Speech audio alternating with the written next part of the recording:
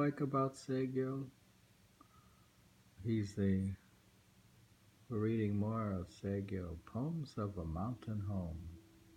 I like everything. You like his poetry. I like the man behind the poetry, The That's man, the good thing. We can visualize the man behind the poetry. the person behind the poems. Okay. It's a beautiful person. Well, you like the poems themselves, but you like the person creating them. It's becoming one. Well, he's consistently likable poems. If he's one poem's likable and the next one is likable, so you say you like his poetry. Even a person free of passion would be moved to sadness. Autumn evening in the marsh where snipe flies up.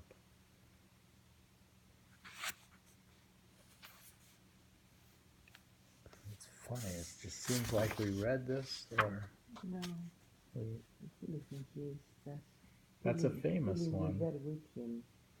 If you recall, he said the other translation is like, I thought I was free of emotion, but then I have this. See, he thinks that as a Buddhist he was free of emotion, but then he has a feeling. That's different, but this is different though. He's telling him about even anybody without who thinks he's emotionless, experiencing what he does experience.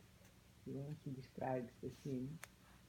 All right, even a person free of passion would be moved to sadness. Autumn evening in a marsh when snipe flies up. That's a famous poem of his. I don't know. Maybe I didn't pay attention the last time. Did I read? But one is really good. Yeah, it's probably was in the introduction. And it says now, crickets, as the cold of night deepens into autumn. Are you weakening? Your voices grow farther and farther away.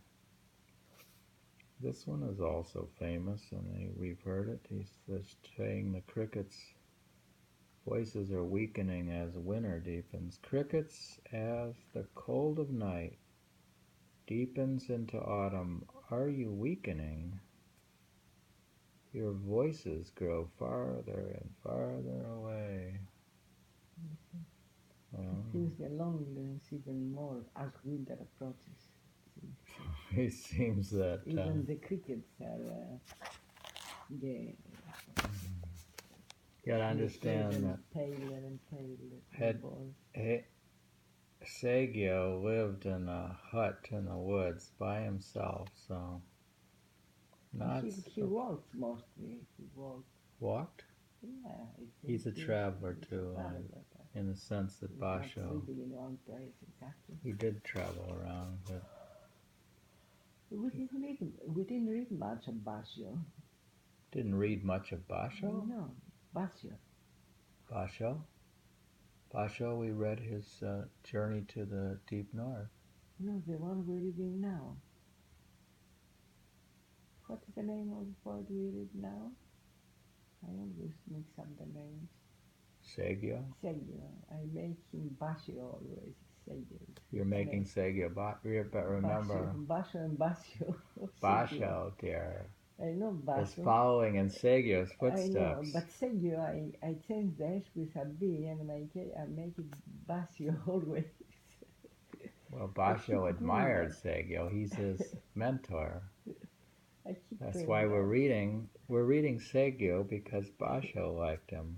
You see? And we like Basho. We read that beautiful poem Saigyo wrote about the pine tree, and that's how we wanted to read Saigyo.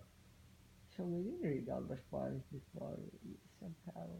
You see, my poem says something about we're all following somebody. Like, you see, Saigyo was following No-En, and Basho is following Saigyo, and we're following Basho. So, I'm following Saigyo. So We all following the first, after all. now We if are you're following. Yeah, now that I read Saigyo, oh I also follow Saigyo. if And if I you read probably the one Saigyo was following, I'll follow him. And then, shall we all follow the moon in a way? if you're following the moon or following beauty, then it's natural you follow others that followed it.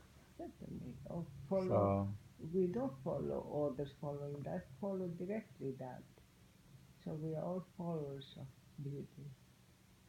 a mountain village at autumn's end. That's when you learn what mournfulness means in the blast of the wintry wind. I think they can, this and the previous one. A mountain village at autumn's end. That's when you learn what mournfulness means in the blast of wintry wind. Do you want the prior one? It seems she feels like crying, looking at the village. We seem to have read After the all, crickets. it's We're gonna finish. a long.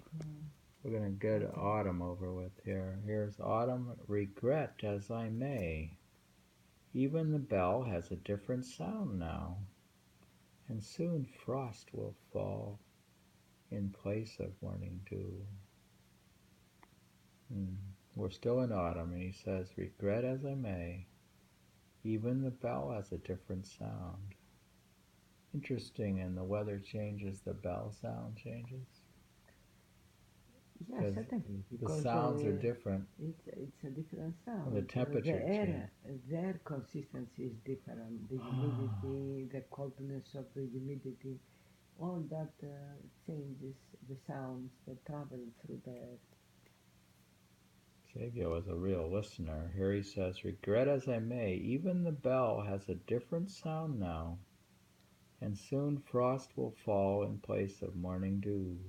And the bell itself, the metal itself, being colder also, it makes a different sound. Yeah, the air is different, the humidity is different, the bell is different.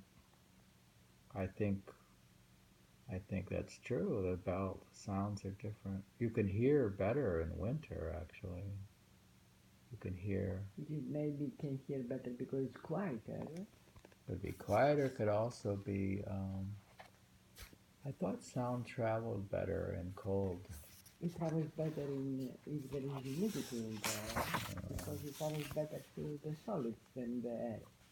So it All right, travels. we'll leave that for our analysis. We'll check the analyst. Where's our analyst? Seems we don't analyze But much. mostly the difference that the sounds differ. His concentration, his focus on Hey, the sound. now since we're talking His about focus is more. coldness, I think we can move on to page 87 and go to winter. Reading from Saigyo's Poems of a Mountain Home. We're going to winter now that it's gotten cold. Clouds have all scattered from the tall peak where I wait for moonrise. What kindness in the first of these early winter showers. Now he's saying it's kind that the clouds scattered so I could see the moon. He attributes like these traits to the within He's him. connected to the whole cosmos, you see. Sometimes he's like he can influence them, like there is a communication between all the elements and he can as a force influence them also. We're reading like precursor to haiku, which is Waka poetry of Japan, the 12th century. And they say that they would talk about some image, and then in that the way it works is they'll communicate the feeling they have about something they see, and that's basically this is what's happening because Saigyo is pretty much a Very precursor to sensitive, haiku. What? very sensitive. He's writing Waka, which is early haiku. Clouds have all gathered from the tall peak where I wait for moonrise. What kindness in the first of these early winter showers. The showers are kind. Anyways, he says, in Akishino, is it raining in the foothill villages? Clouds hang over Ikoma's peak. Is it? He's asking. I thought in the other translation it was raining there, or he thought it would be raining. He sees the clouds hanging over the peak, so he assumes it's raining in the village. He says, in Ikishino, is it raining in the foothill villages? Clouds hang over Ikoma's peak. So, of course, you could presume if clouds are dark clouds are hanging. It says Akishino is west of the city of Nara. Mount Ikima separates Nara from the Osaka area. I still don't know if you're really going to go to Japan with me.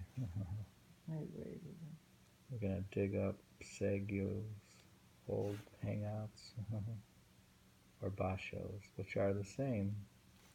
Remember that basho is following in Saigyo's footsteps.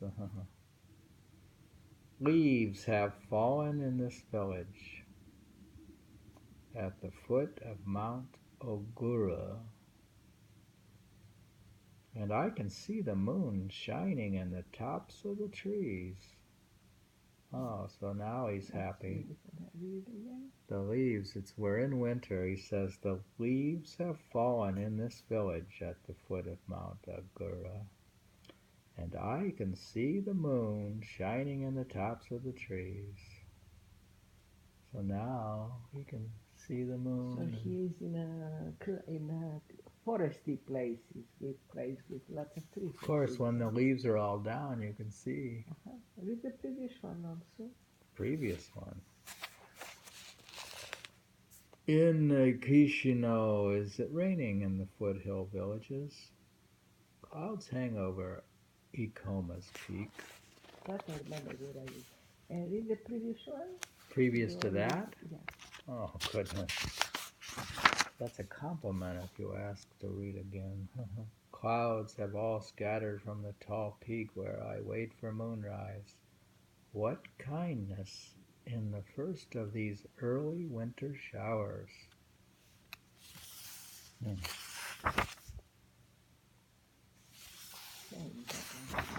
going to read another one. Was it a dream that spring in Naniwa in the land of Su? Now the wind blows over the dead leaves of the reeds. He says that Naniwa is the area of the present-day city of Osaka. Saigyo is alluding to an earlier poem by Priest Noen, preserved in Gosutsi. If only I could show them to someone of real feeling the sights of spring hereabouts in Noniwa in the land of Su. Now he's referring to Noen, who's his mentor. He says, was it a dream that spring in Noniwa in the land of Su, how the wind blows over the dead leaves of the reeds? Very good.